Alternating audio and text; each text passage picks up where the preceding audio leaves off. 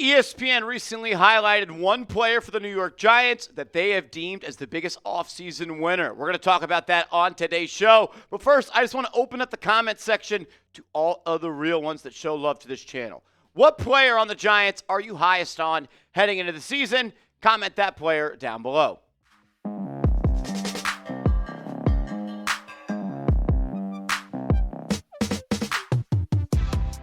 Yo, what's going on, everybody? You're watching Giants Now by Chat Sports. I am Marshall Green. Appreciate everybody for rolling in. S Dane Belton was named the offseason winner and the biggest surprise player for the New York Giants through their first organized team activities and minicamp earlier on this spring as we get ready to roll in training camp just a couple of weeks away. Jordan Renan said this in the article about Belton, quote, "Earlier this offseason, it appeared as if Belton was about to become an afterthought following the signing of Jevon Holland. But think again, quote, he has been really good for us here early, like he's had a really good spring, said defensive coordinator Shane Bowen. We're finding ways to get him on the field, what he can do for us to help us. Belton was making plays seemingly every single practice this spring. He had 3 interceptions in the 5 workouts open to the media. Even if he's not a starter, it appears that the 4th-round pick from the 2022 draft will have a role as the third safety. And why not? When he's on the field, he has consistently created turnovers and made plays. And look, we've talked time and time again about Dane Belton on this channel, and I know everyone watching this video is subscribed, so you saw our OTA winners and losers video, our minicamp standout video, and Dane Belton was on it. So this should all be old news to y'all. If it's not, make sure you are subscribed to the channel. But it is a good thing to hear again. From everything I gathered, it's good to hear as well, but it's always nice to hear someone that has gone to every single practice that was at least open to the media, like Jordan Renan, say the things he had to say about Dane Belton. And look, it is awesome news for the Giants that Belton is finally starting to show the signs of who he can be, just like when the Giants drafted him, they thought he could be coming out of Iowa. Like, this is a really talented player. He just hasn't been able to really get his opportunity to show who he is. And then when he has gotten opportunities, he hasn't lived up to the expectations that a lot of people have set for him. Look, the more DBs that you have that can play, make plays, cause turnovers, and be an impact player, the better. Shane Bowen is the defensive coordinator for this team, as we all know. And Shane Bowen loves to operate with a lot of DBs on the field. He'll run the dime personnel grouping package. He'll even go into the dollar. He likes to have a lot of DBs on the field. So you're going to see 3 safety sets this year with Tyler Nubin on the field. Jevon Holland, who you just gave a bag in free agency to, accompanied by Dane Belton. I want to see all 3 of these guys on the field at the same time, even with 3 corners when you bring in someone like Andrew Phillips in the slot, and your boundary corners are Paulson Adebo and Deonte Banks. And you got 6 DBs on the field, and we're rushing 4 guys, and you got 1 linebacker in the middle of the field, maybe Bobby Okereke or Micah McFadden, or maybe you just go all 5 defensive linemen and 6 DBs, and you move Tyler Nubin into the box to play kind of that money backer type of role. Like, you got to get Dane Belton on the field. I don't want to overreact too much, but like every day at OTAs, every day at minicamp, I would read the write-ups from Giants.com. The beat reporters would be there. I'd talk to people, and it was like, Dane Belton made another play. Dane Belton had another pick 6. Oh, and then he had another pick 6. Then he tipped a pass and got intercepted by someone else. And like, this isn't something that is new to Dane Belton. Like, he's not new to it. He's true to it. In 49 games played in the NFL, he has made plays. 5 interceptions, 5 tackles for loss, 11 pass breakups, 1 forced fumble, 4 fumble recoveries.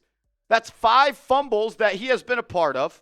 He also has 5 more interceptions. That's 10 turnovers right there, include 11 pass breakups in a limited sample size because, yes, it's 49 games played, but he didn't start really any of those games. So when he's on the field, he finds a way to make plays, and that is a sign of a good football player, in my opinion. You don't get lucky just being in the right spot at the right time. That comes down to preparation and football IQ. And, like, the facts of the matter are the Giants need more players on the field that can force and create turnovers. They have to take the ball away at a higher level than they did last year if they want to be picking outside of the top 10 for the first time in what seems like 15 years. The Giants forced 15 turnovers last year. Not even one a game. And like you would probably guess, it's at the bottom of the league. You forced the 28th most turnovers. You're not going to win a lot of games if you don't force a lot of turnovers and your offense is not that good. And like when it comes to interceptions, they didn't do it. They were allergic to it. Darius Musow did it in game 1 against the Minnesota Vikings thanks to a tip pass at the line of scrimmage. But you had 5 interceptions in total last year. The 31st most or the second least, however you want to look at that.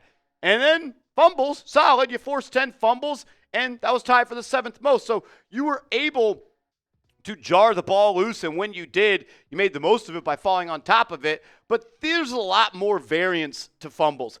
You can create turnovers via interceptions every year on a consistent basis by just doing what you do. Giants have to get better at that. And it's not just interceptions. They didn't break passes up. Their hands didn't get on footballs. That needs to change. We need a lot more hands on a lot more pigskin this year. 60 pass breakups last year. That was the 25th most in the National Football League. So you didn't force incompletions. You didn't have many passes defended. And you didn't intercept the football. The back end of your defense was a joke. And that's why the Giants went out and they paid the big bucks for a guy like Paulson Adebo, who is one of, if not the best on-ball production corners in the National Football League.